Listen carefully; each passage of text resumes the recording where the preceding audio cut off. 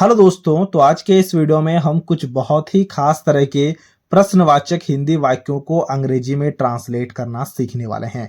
जैसे कि आप यहाँ पर सबसे पहले वाक्य को देख पा रहे हो। सबसे पहला वाक्य में लिखा गया है, तुम क्या कर रहे हो। इसी प्रकार का दूसरा वाक्य हमारे पास में है, वह क्या पढ़ रही है। तो इस तरह के प्रश्नवाचक वाक्यों को हम कैसे अंग्रेजी में ट्रांसलेट करेंगे, वही हम इस वीडियो में सीखने वाले हैं। तो ये वीडियो बहुत ही मजेदार वीडियो होने वाला दोस्तों, इसीलिए इस वीडियो को एक लाइक जरूर कर देना और कुछ इसी प्रकार के वीडियोस को देखने के लिए आप हमारे चैनल को भी सब्सक्राइब कर सकते हो। तो यहाँ पर जो भी प्रश्नवाचक वाक्य दिए गए हैं उन्हें ट्रांसलेट करने के लिए मैंने एक फॉर्मूला लिख रखा है। इस फॉर्मूले को जरा ध्यान से देखना। देखो फॉर्मूला क्या है। फॉर्मूला ये कह रहा है कि सबसे पहले हम व्हाट लिखेंगे, फिर हम या तो इज या तो एम या फिर आर लिखेंगे, फिर हम सब्जेक्ट को लिखेंगे। सब्जेक्ट का मतलब क्या, जैसे कि देखो यहां पर तुम लिखा गया है, तुम का अंग्रेजी मीनिंग क्या होगा, यू होगा, तो यू हमारा सब्जेक्ट हो जाएगा सबसे पहले वाक्य के लिए। फिर हम वर्ब को लिखेंगे और वर्ब के साथ आईएनजी लगाने के बाद एक प्रश्नवाचक चिन्ह दे देंगे। बात समझ पा रहे हो। देखो हमें करना क्या है, हमें व्हाट लिखना है, फिर इज या फिर एम या फिर आर लिखना है, फिर सब्जेक्ट को लिखना है, फिर वर्ब को लिखने के बाद आईएनजी लगा देना है। अब इज एम और आर हम कहां कहां लगा रहे होंगे, उसके लिए भी मैंने यहां पर एक अच्छे से तरीके को लिख रखा है। देखो जब भी हमारे पास में दिस आ जाए, दैट आ जाए, ही आ जाए, सी आ जाए या फिर किसी व्यक्ति विशेष का नाम आ जाए, जैसे कि मैंने यहां पर राहुल लिख रखा है, इन सारे सब्जेक्ट के साथ इज शब्द का प्रयोग होगा। और अगर कभी भी आई आ जाए तो आई के साथ में हम हमेशा एम शब्द का प्रयोग करेंगे। आई का मतलब मैं, ठीक है। इसी प्रकार से अगर कभी यू आ जाए, वी आ जाए या फिर दे आ जाए तो इनके साथ में हम हमेशा आर शब्द का प्रयोग करेंगे, ठीक है। अब देखो जब हम ट्रांसलेशन को करेंगे ना तो सारी चीजें काफी अच्छे से क्लियर हो जाएंगी। देखो सबसे पहला वाक्य है, तुम क्या कर रहे हो। फॉर्मूला क्या बोलता है, सबसे पहले व्हाट लिखो। तो सबसे पहले हम यहां पर भी व्हाट लिखते हैं, ठीक है। व्हाट लिखने के बाद हमें क्या करना है ना, व्हाट लिखने के बाद हमें इज एम या फिर आर लगाना है। लेकिन यहां पर सब्जेक्ट क्या है, तुम यानी कि यू, और यू के साथ में क्या लगता है, अभी अभी मैंने आपसे कहा कि यू के साथ में हमेशा आर लगेगा। तो हम यहां पर क्या लिखेंगे, व्हाट के बाद में आर लिखेंगे, ठीक है। फिर हमारा फॉर्मूला क्या कहता है, जरा ध्यान से देखना। देखो व्हाट, फिर इज एम आर कुछ भी लिखो, फिर सब्जेक्ट को लिखो। सब्जेक्ट यानी कि तुम को लिखना है, फिर वर्ब को लिखने के बाद आईएनजी लगा देना है, ठीक है। तो तुम का अंग्रेजी में मीनिंग क्या होता है, तुम का अंग्रेजी मीनिंग होता है यू, तो हमने यहां पर यू लिखा। फिर वर्ब क्या है, यहां पर देखो कर रहे हो बोल रहा है, यानी कि करना वर्ब हुआ। करना का अंग्रेजी मीनिंग क्या होता है, करना का अंग्रेजी मीनिंग होता है डू, और साथ साथ में हमें आईएनजी लगाना है क्योंकि यहां पर रहे लिखा गया है, इसके लिए हमने आईएनजी लगाया और एक क्वेश्चन मार्क लगा दिया। तो ये हो गया हमारा अंग्रेजी में ट्रांसलेशन, तुम क्या कर रहे हो का, व्हाट आर यू डूइंग। इसी प्रकार से देखो यहां पर हमारे पास में दूसरा वाक्य दिया गया है। दूसरा वाक्य में है क्या, दूसरा वाक्य में है, वह क्या पढ़ रही है। सबसे पहले क्या करेंगे, सबसे पहले व्हाट लिखेंगे। तो सबसे पहले यहां पर हमने व्हाट लिखा, ठीक है। अब बताओ यहां पर सब्जेक्ट क्या है।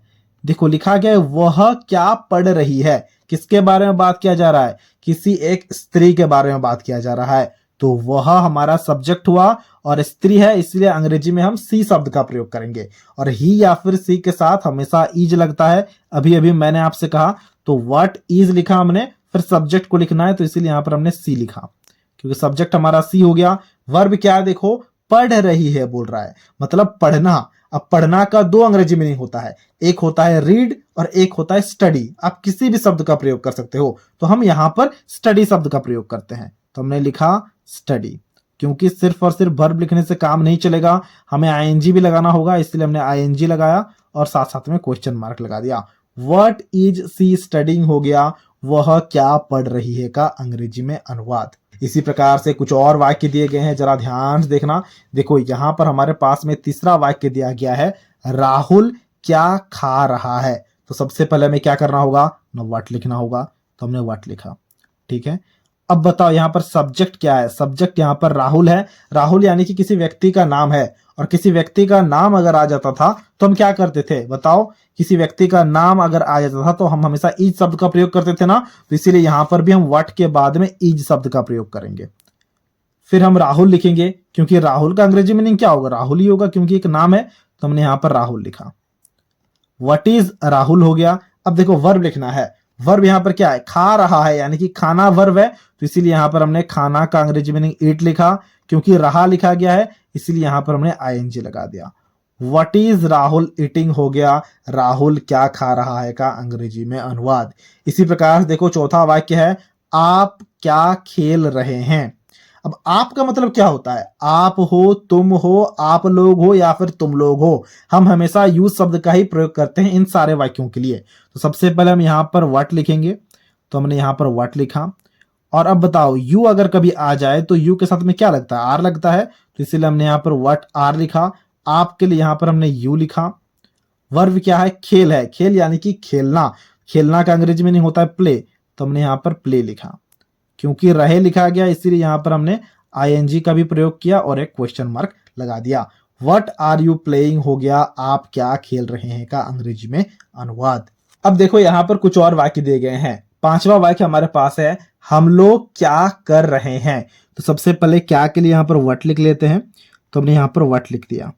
अब बताओ यहाँ पर सब्जेक्ट क्या है, सब्जेक्ट यहाँ पर हम लोग है। हम लोग का मतलब क्या, वी, और वी के साथ में क्या लगता है बताओ, वी के साथ में हमने यहाँ पर लिख रखा है वी के साथ में हमेशा आर शब्द का प्रयोग होगा।